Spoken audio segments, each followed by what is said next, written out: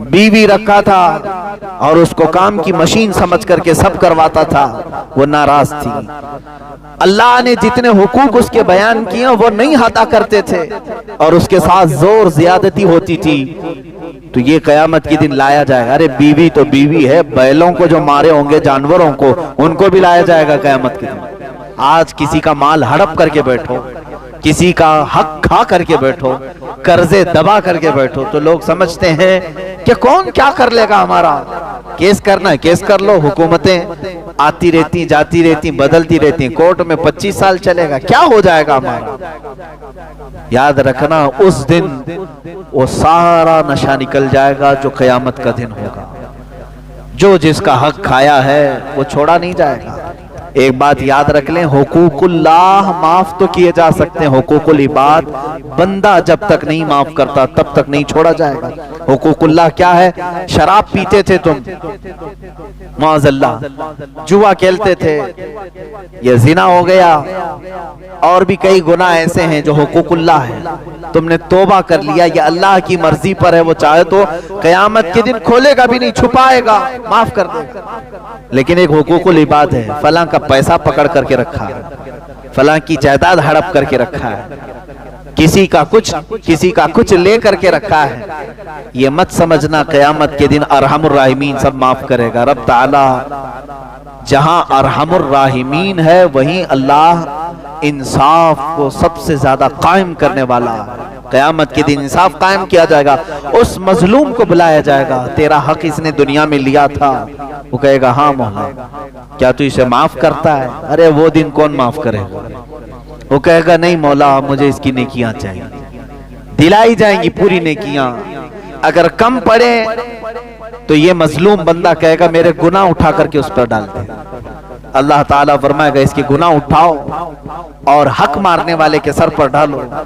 کچھ ایسے لوگ ہوں گے نمازی، حاجی، سب کچھ ہوں گے، لیکن حق مار کر کے آئے ہوں گے، نیکیاں سب بٹ چکی ہوں گی، دوسروں کے گناہ اٹھا چکے ہوں گے اور دوزخ میں جا رہے ہوں گے۔ دنیا میں نیکیاں کرتے تھے لیکن حقوق العباد میں گرفتار تھے۔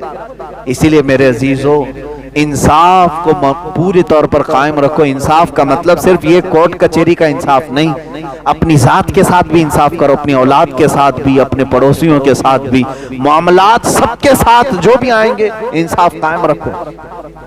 مزدوروں کے ساتھ انصاف تمہارا الگ ہے، تمہاری بیویوں کے ساتھ تمہارا انصاف الگ ہے، ان کے ساتھ ظلم نہ ہونے پائے، تمہاری اولاد کے ساتھ انصاف الگ ہے، ہر چیز میں پکڑ ہو سکتی ہے۔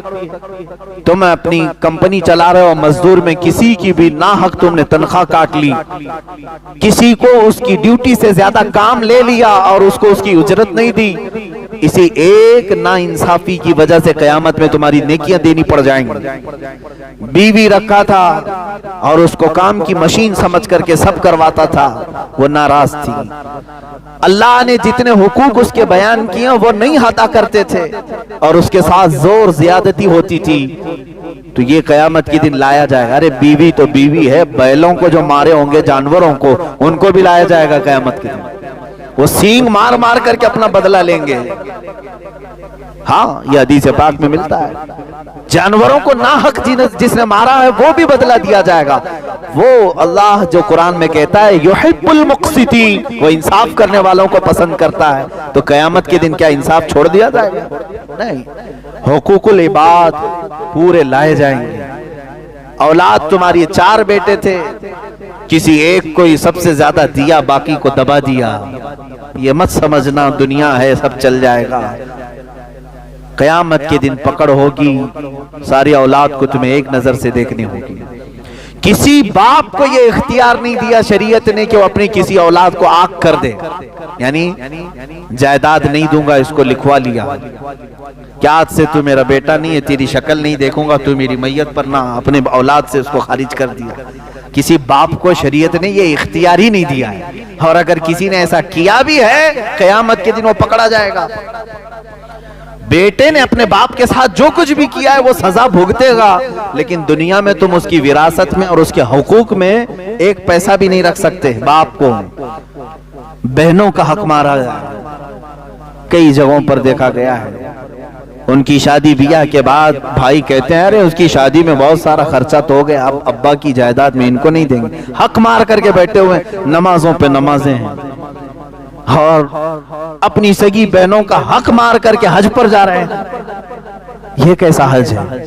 چوہے کھا کر کے بلی حج کو چلی، جو محاورہ ہے۔ اسی طرح سے کئی لوگ کرتے ہیں، ان کی عبادتیں نہیں، وہ حقوق العباد میں گرفتار ہیں۔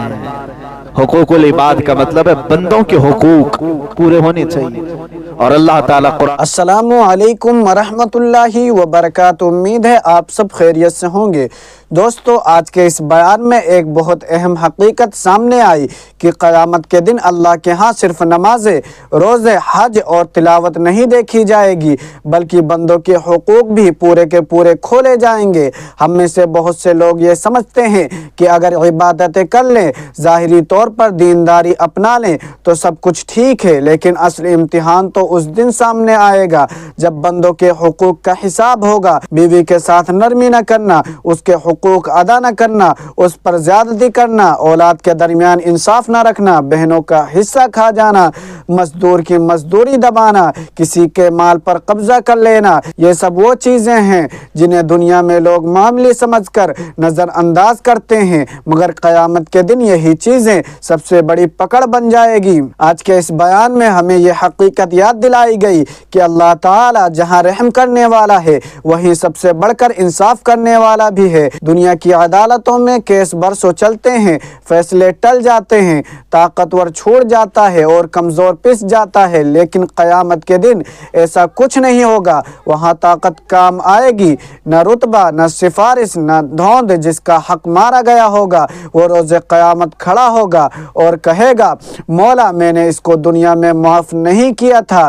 پھر نہ ظالم کے پاس اپنی صفائی دینے کا موقع ہوگا، نہ کوئی بھاگنے کی راہ ملے گی۔ اس کے نیک اعمال اس مظلوم کو دیے جائیں گے، اور اگر نیکیاں کم پڑیں گی تو اس مظلوم کے گناہ اس ظالم پر ڈال دیے جائیں گے۔ نتیجہ یہ ہوگا کہ بظاہر نماز پڑھنے والا، روزہ رکھنے والا، حج کرنے والا شخص اگر اس نے بندوں کے حقوق توڑے تو اس کے سارے اعمال دوسروں میں تقسیم ہو کر وہ خالی ہاتھ جہنم کی طرف ڈھکیلا جائے گا۔ دوستو، یہ کوئی معمولی بات نہیں ہے، یہ وہ موضوع ہے جس پر بہت کم لوگ سوچتے ہیں، لیکن یہی چیز بخشش یا ہلاکت کا سبب بن سکتی ہے۔ اپنوں گھروں میں انصاف کرنا، اپنی بیوی کے ساتھ نرمی کرنا، اپنے بچوں کے درمیان عدل رکھنا، بہنوں کا حصہ دینا، مزدور کے ساتھ انصاف کرنا، یہ سب وہ چیزیں ہیں جن پر قیامت کے دن سب سے زیادہ پکڑ ہوگی۔ اللہ کے نبی صلی اللہ علیہ وسلم نے فرمایا کہ بندوں کے حقوق اس وقت تک معاف نہیں ہوں گے جب تک بندہ خود معاف نہ کرے۔ یہ بات ہمیں اپنے معیار زندگی میں، اپنے فیصلوں میں، اپنے رویوں میں فوری تبدیلی لانے پر مجبور کرتی ہے۔ آخر میں دوستو، اگر اس بیان سے آپ کے دل میں کوئی بات اتری ہو، اگر آپ کو لگا ہو کہ ہمیں اپنی زندگی کا جائزہ لینا چاہیے، تو اس ویڈیو کو لازمی شیئر کریں تاکہ یہ پیغام زیادہ سے زیادہ لوگوں تک پہنچے۔ چینل کو سبسکرائب کرنا نہ بھولیں، کیونکہ آپ کی ایک شیئر کسی کے گھر کا ماحول بدل سکتی ہے، کسی کے رویے کو بہتر بنا سکتی ہے، اور شاید کسی کی آخرت سنوارنے کا سبب بھی بن جائے۔ اللہ ہم سب کو بندوں کے حقوق ادا کرنے کی توفیق دے، ہم سب کو ظلم سے بچائے، انصاف پر قائم رکھے، اور قیامت کے دن ہمیں ان لوگوں میں شامل فرمائے جن کے نامۂ اعمال روشن ہو۔